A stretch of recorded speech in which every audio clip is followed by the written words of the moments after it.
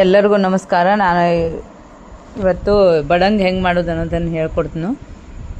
ಬಡಂಗ ಇದು ದಪ್ಪನ ಚುನ್ಮರಿ ಇದು ಇರ್ತಾವಲ್ರಿ, ಅವನ್ನೆಲ್ಲ ಬಿಸಿಲಿಗೆ ಇಟ್ಕೊಂಡು ನಾ ಈ ಥರ ಮಾಡ್ಕೊಂಡು ತೊಗೊಂಡನಿ. ಅವೆಲ್ಲ ಕುರ್ಕುರು ಆಗ್ಯಾವ. ಅದಕ್ಕೆ ಬೇಕಾಗೋದು ಜೀರಿಗೆ ತೊಗೊಂಡೈತಿ, ಸಾಸಿವೆ ತೊಗೊಂಡೈತಿ, ಅದಕ್ಕೆ ಒಂದು ಸ್ವಲ್ಪ ರುಚಿಗೆ ತಕ್ಕಷ್ಟು ಉಪ್ಪು ಹಾಕಬೇಕು.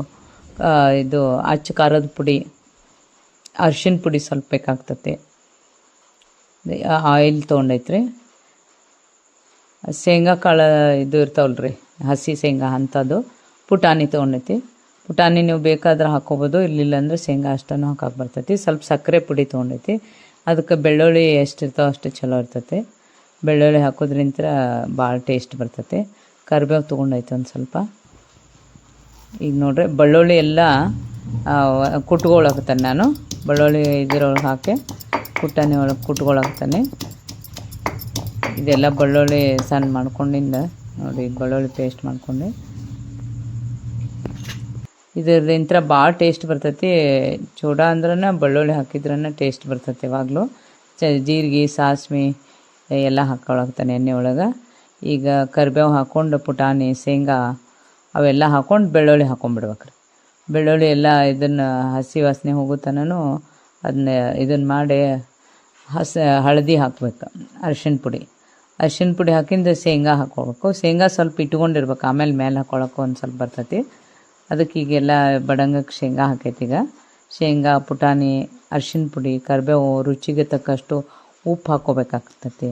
ನೀವು ಎಷ್ಟು ಚೂಡಾ ಇರ್ತಾವೆ ಚುನ್ಮರಿ ಇರ್ತಾವೆ ನೋಡ್ಕೊಂಡು ರುಚಿಗೆ ತಕ್ಕಷ್ಟು ಉಪ್ಪು ಹಾಕೋರಿ. ಸ್ವಲ್ಪ ಅರಿಶಿನ ಪುಡಿ ಜಾಸ್ತಿ ಹಾಕ್ರಿ. ಆಮೇಲೆ ಅಚ್ಚ ಖಾರದ ಪುಡಿ ಹಾಕ್ಬೇಕು. ಅಚ್ಚ ಖಾರದ ಪುಡಿ ಹಾಕ್ಕೊಂಡು ಅದನ್ನೆಲ್ಲ ಮಿಕ್ಸ್ ಮಾಡಬೇಕು. ಈಗ ಚೆನ್ನಾಗಿ ಮಿಕ್ಸ್ ಆಗೈತೆ ನೋಡಿ.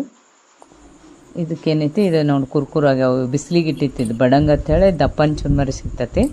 ಅದನ್ನು ತೊಗೊಂಡು ಮಾಡಾಕತ್ತೈತಿ. ಈಗ ದಪ್ಪ ಇರ್ತಾವೆ ಚುನ್ಮರಿ.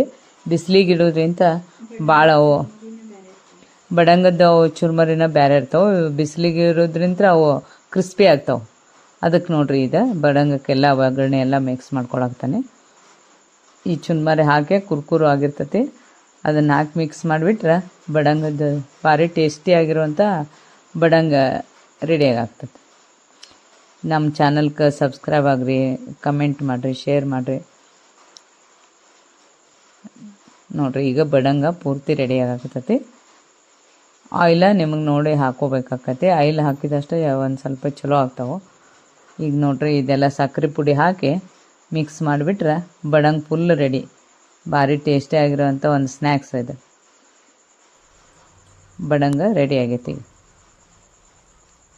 ಸೂಪರ್ ಆಗಿರುವಂಥ ಒಂದು ಬಡಂಗ. ಇದ್ರೊಳಗೆ ಈಗ ನಾನು ಇದ್ರೊಳಗೆ ಜಾರನ್ನ ಹಾಕಿ ಇಟ್ಬಿಡ್ತೇವೆ. ಇದ್ರೊಳಗೆ ಹಾಕ್ಕೊಳಕ್ಕೆ ನೋಡಿರಿ. ಇದು ಬೇಕಾದಷ್ಟು ಒಂದು ವಾರನ ಇದನ್ನು ಬಡಂಗ ಉಪಯೋಗ ಮಾಡ್ಬೋದು. ಒಂದು ವಾರ ತನಕನೂ ಟೇಸ್ಟ್ ಚಲೋ ಇರ್ತೈತೆ ಇದು. ನೋಡಿ, ಇದು ಬಡಂಗ ಪೂರ್ತಿ ರೆಡಿ ಆಗೈತಿ.